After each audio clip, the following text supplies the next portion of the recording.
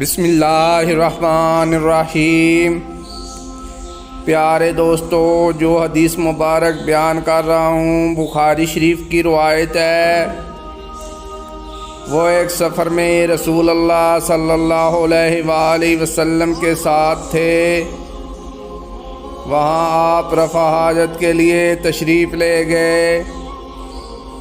جب واپس آئے تو آپ صلی اللہ علیہ وآلہ وسلم نے وضو شروع کیا تو مغیرہ بن شعبہ آپ کے اعضائے وضو پر پانی ڈالنے لگے۔ آپ صلی اللہ علیہ وآلہ وسلم وضو کر رہے تھے۔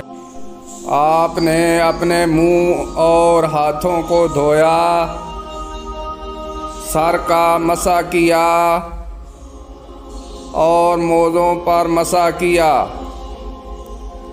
پیارے دوستو، اگر آپ حدیث مبارک سننا پسند کرتے ہیں تو اس طرح کی مزید احادیث کے لیے چینل کو سبسکرائب کر لیں۔ برائے مہربانی ویڈیو کو لائک بھی کریں۔ جزاک اللہ، شکریہ، اللہ حافظ۔